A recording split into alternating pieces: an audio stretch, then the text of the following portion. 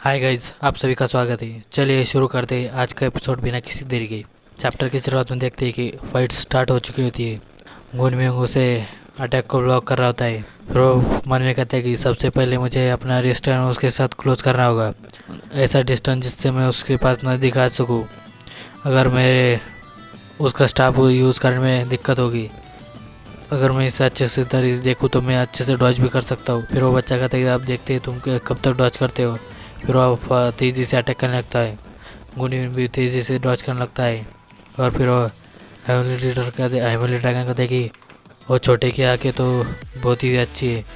वो चुनील कहता है कि और वो अपने बड़े भाई को इस तरह देखकर उसे भी कुछ समझ आया होगा। ये वो कहता है कि मुझे मेरे विचार से तो तुम सही हो, भले ही वे उसके पास कोई टैलेंट नहीं हो, भले ही उसके पास कोई एक्सपीरियंस नहीं हो। ऐसा लगता है कि वो जैसा जानता है कि एक उसके साथ फाइट कैसे करनी है। वो कहता है कि मैंने तुमसे कहा था कि वो स्मार्ट बच्चे, बात सिर्फ इतनी है कि उनकी तुलना किसी खास व्यक्ति से नहीं की जा सकती। हाँ, फिर से ऑन करी। हाँ, दूरी को ऐसे ही कम करते रहो, डिस्टेंस को ऐसे ही कम करते रहो। क्या ये मेरे लिए इजी नहीं बना रहा है? फिर वो बच्चा कहता है कि तुम्हें क्या लगता है मैं तुम्हें नज़दीक आने दूंगा?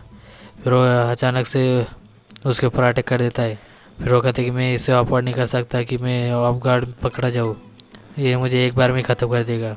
फिर उसका फादर कहता है कि इसके अंदर बहुत ही डिफरेंस है, इन लोगों के अंदर बहुत ही बड़ा डिफरेंस है, लेकिन मुझे ये अस्वीकार करना होगा कि वो बहुत ही हार्ड है, टफ है।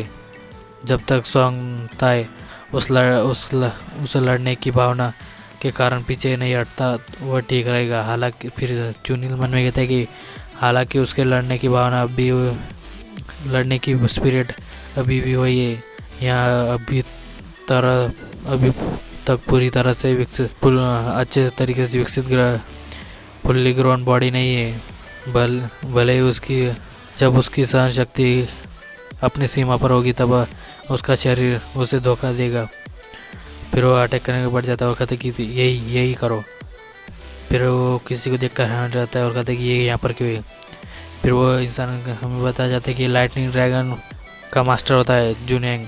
वो कहते हैं कि इंडा इसे ये करो, सारे रहो, दबाव डालते रहो जब तक अपने हाथ और पैर अलग बना देता है। वहाँ जाओ, उसकी वो गति को नष्ट कर दो। फिर वो थंडर ड्रैगन उसकी ओर देखने लगता है और कहते हैं कि ये बहुत ही एक्साइटेड हो गए। फिर वो उसकी फाइट को देखने लगते हैं और कहते हैं कि आप मार्शल आर्ट्स की टेक्निक सिखा सकते हैं लेकिन फाइटिंग स्पिरिट नहीं।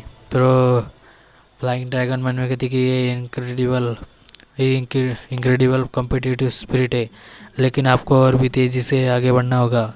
यदि आप के लड़के पर बहुत अधिक क्षति हुई तो आप अवसर आने पर हमला नहीं कर पाएगी। वो कहती कि तुमने उन बच्चों को कैसे पढ़ाया है, उन्हें इस तरह के घटिया दृष्टिकोण कैसे दिया? अगर मैं होती तो मैं उन लोगों को तलवार जैसी बनाती और इससे इतनी करीबी मुकाबले की ज़रूरत नहीं पड़ेगी। फिर वो एक दूसरे को देखने लगते हैं, हेवनली ड्रैगन और फ्लाइंग ड्रैगन। वो कहता है कि फ्लाइंग ड्रैगन ये मेरे यंगर ब्रदर के छोटे भाई के डिसाइपल्स है, मैं उन्हें खोऊंगा नहीं। फिर वो कहता है कि लेकिन प्रॉब्लम यहाँ पर और ड्रैगन है, वो बहुत ही क्लोज है उसके फादर के साथ, उसके पास क्या अथॉरिटी है। वो कहता है कि ये मिस्टेक है, मेरी मिस्टेक है। सेब कभी पेट से दूर नहीं गिरता, अपने बच्चों पर अधिक ध्यान क्यों देते हैं? उस तरह के टैलेंट के साथ मैं उन्हें एसोसिएशन के पंखों के अंदर ये कर पाता। वो कहते हाँ ऐसे ही। फिर वो बूढ़े इंसान भी उन्हें देख रहे होते दोनों। वो कहते कि हमने इन्हें जो ऐसा लगता है ये कर दिया है। वो कहते कि अब बस सरेंडर करो।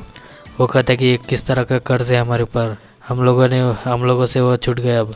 वो कहते कि ये किस तरह का बुलशिट है।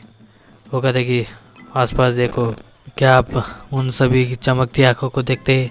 यदि अधिक लोग कोशिश करें और उन्हें छीन ले तो यह हमारे लिए और भी कठिन हो जाएगा।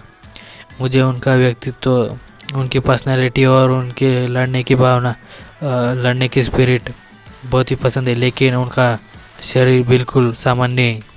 वो कहता है कि उनका शरीर कोई प्रॉब्लम नहीं है, इसी लड़ने वाली भावना स्पिरिट को देखने के बाद कौन उन्हें पसंद नहीं करेगा।